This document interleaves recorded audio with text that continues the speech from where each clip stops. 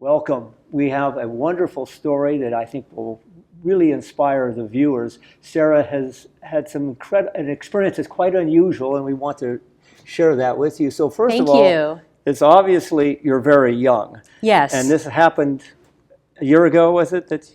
Yes, absolutely. And for the viewers' benefit, I'm 41, and I was diagnosed with breast cancer 5 months ago at age 40. So obviously, you did something quite unusual to be, diagnosed that early. Sure. How did your story start out? So I'm one of the fortunate ones, I like to call myself, because I had an OBG who agreed with me that I had a strong family history. Strong family history can be a relative term. Does that mean your mother has to have this? Does that mean your sister has to? What does this mean?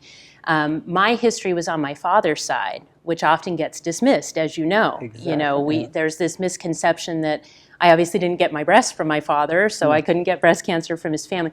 Total myth, of course. And I had a grandmother on my dad's side that died at 35.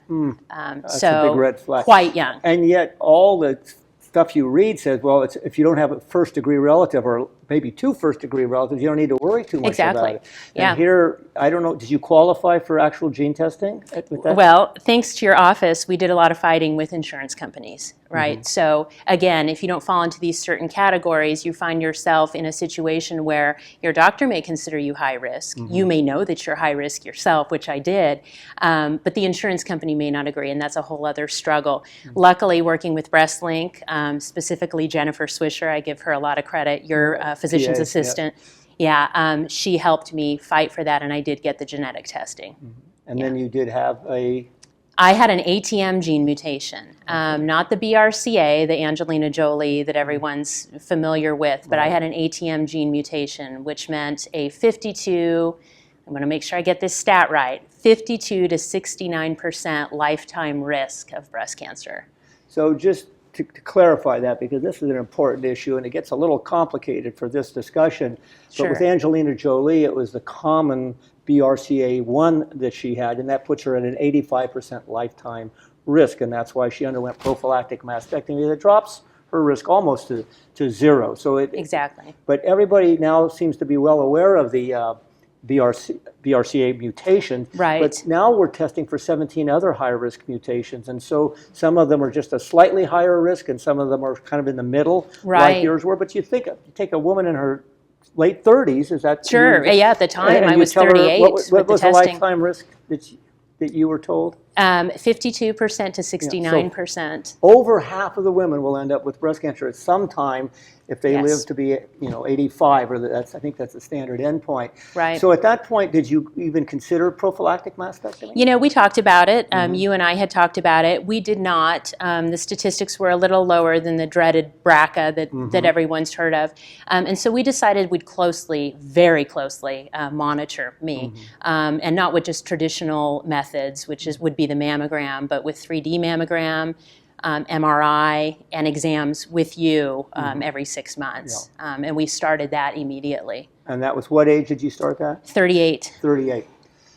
How did you feel about going in for your 6-monthly exams or MRIs or whatever? How much stress was that for you? I always took the approach, and I've shared this with family and friends, and it's just my little analogy, but with every life-threatening situation, I think you can be a lion or a sheep. And I was going to be the lion. Good for you. I was going to know that God gave me modern medicine, modern technology, doctors like yourself, a strong will, an education, things that helped me realize I am at risk and I need to take charge of this. And I'm going to be the lion. I'm going to know I'm strong. I'm not going to go out in fear. I'm going to know that I'm going to find this one day and I'm going to conquer it, as opposed to being, a sheep. Either ignorant, or in fear. We've got to clone you. This is the greatest attitude going. Hold that thought, sorry. Oh, it fell down. How about that? So you're going to pick up at we got to clone you. Okay. Oh, so I just lost that. That's all we lost. But it was scratching. Oh, that's all right. That's So right. we got to clone you, and you're going to laugh like you just did. Okay. Or we've got to clone that attitude. Maybe that would be a more specific. Okay. Ready? That was just great. We've got to clone that attitude. If we could just transfer that on to every woman and giving, because it's not that easy for a lot of women, and being a sheep is a normal thing. I don't think we can look at that and fault them for it. They are what they are, and they're doing their best. But we do try to help them become lions. Of course. And they can become lions, but they have to have faith that given the proper support, they will become lions. So Absolutely. That's a big part of it. Yeah, and to clarify, it's certainly not an insult to the woman who is too scared to do something or too ignorant. You can't help ignorance. If no one's ever educated you, it is what it is, right? But for me, I had a choice. Yes. I could decide, am I going to be the sheep? And the answer was no. So for me, those tests and the coming in every 6 months, I was taking charge. Okay. I was going to find this, I was going to get ahead of it, and I was going to beat this when we found it. And for me, it was a matter of when, not if. Okay, so I know your story, so I'm going to ask you some Sure. leading questions here. But so you had your first MRI at what age? 38. And your mammograms and everything, your exams, all? Everything was clear. Yeah, Okay. I was never referred because I was symptomatic in any way. So everything was clear to this point. So you were then due for your next, how many MRIs did you have? I've had 2 breast, and these are breast Breast-specific MRIs. MRIs. Yes, breast So specific. the first one was negative. You came in a year later, your mammogram's negative, your exam's negative. You don't Completely feel clear. anything. I didn't feel anything. And we recommended an MRI if my memory serves Correct, me right. and it's you're leading me into a great story. Again, I go back to Jennifer Swisher, your PA. Jennifer had called me and said, Sarah, I think we need to do another MRI. And I says, this was the one time I was the sheep, I'm being the sheep. I said, Jennifer, these MRIs aren't fun. A breast MRI is a fairly invasive procedure, and it's not fun. And, I said, we just went through this, a year ago. Why again? And she said, Sarah, I just keep going back to your history. Your grandmother was 35. She wasn't 50. She wasn't an elderly woman. She wasn't a grandma, and we talked about that. I never met this woman. My dad lost his mother. Mm-hmm. She said that is just such an unusual statistic that you're going to do this MRI. And I said, oh, I am.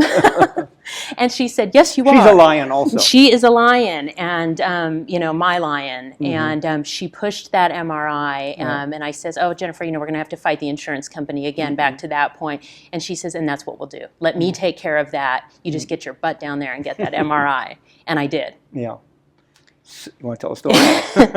And that MRI caught my cancer. Yes. Is the short story. The longer version, of course, is that you get a phone call that the MRI picked up something abnormal, but it's very small. You need to come in. You need to meet with Dr. West. And of course, as a survivor, all you hear is the MRI caused something. Mm-hmm. The room goes sort of still. It's hard to explain. You can hear your own heartbeat, things like that. Even you may think you're a lion, but in that moment, this is real. This is happening. This is what I knew would probably happen, but it's here. Yeah. And I knew, my point is, I knew at that moment, we hadn't done a biopsy, I hadn't even seen you, I knew what I was dealing with. Yeah. And so from there, I did come in, had the biopsy. I believe I tried to even pressure you to diagnose me while you were doing the biopsy. I just said, what do you see in there? I know this is cancer, Dr. West. Let's just call it what it is. You said, well, that's not really appropriate. We need to get the pathology. But the point being, I was one of the few, and again, it's because of that family history at such a young age that I knew what I was dealing with. Right. Yeah. So when you did get that and everything went blank and you could hear your heartbeat, at some point you were a sheep. Oh, yeah. So again, at what point did you make go back this to that conversion? Was there anything specific you did? Was it time just worked itself out? Was it your basic personality? Sure. It was pretty immediate. I hung up the phone from that initial phone call, and everyone has their go-to. I'm a person of faith, so for me it was immediate prayer, and I'm not talking about dramatic formal prayer. I'm talking about just, God, I'm here and I need you. Mm-hmm. My first thoughts were for my family, specifically my father.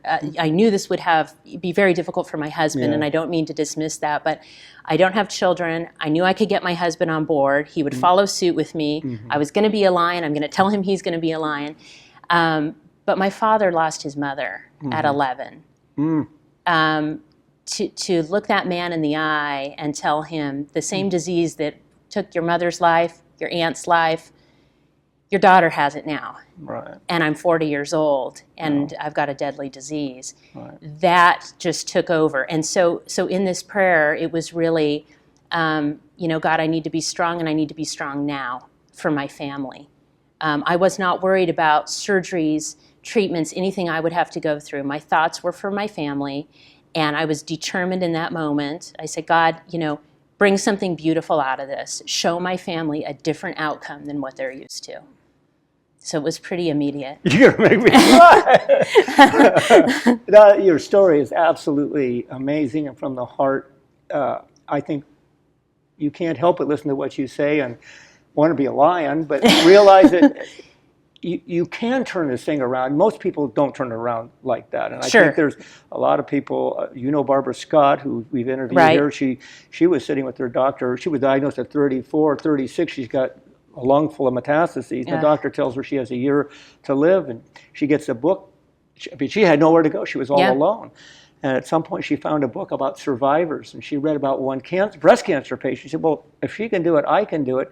And she could feel herself turn around. I had another patient that she had a very favorable breast cancer, low grade, small, nice location, easy lumpectomy. She couldn't come around, couldn't accept it. She just couldn't be a lion. And she went to her church, had an evening dinner, and the group had found out about her diagnosis, so they all stood around in a... Yeah.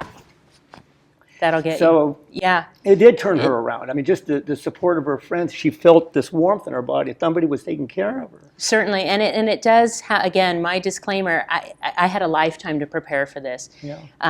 Call it what you will. I like to think that God put it on my heart at a very young age that I would get this. And not in a morbid, doom and gloom sort of way, oh, this is coming, the weight of the world is on me. But just in I need to be a lion, I need to be looking for this, I need to, take charge of my own health. Perhaps my grandmother being a guardian angel, in defense of other survivors, they don't have that preparation. Someone's coming to you out of nowhere, you've had no family history, you don't have the genetic mutation I had, and they're telling you that you might die. You need a moment, You're right. or a few moments. Yeah. I had an instant moment because of my preparation. Yeah. I guess that was a good thing. I don't know. It is what it is, and each woman is different, and I don't think it's so difficult to make any generalizations, but I do think that there is a lot of support out there, and you think positive, and you appreciate the fact that the incredible progress that's been made, our ability to take on what were previously such difficult situations and turn them around. So I think having hope, getting that hope is really boosts your immune system. I think it increases your chance for survival. I think there's everything good about it. But absolutely, if we could just clone your lionness, that would be quite nice. Well, and part of it was your staff. Again, I go back to I had you, I had Jennifer Swisher, I had my team already. Yeah. A lot of women are meeting their team in the midst of this diagnosis. Yeah. My team was built. We were armed. We were ready for this.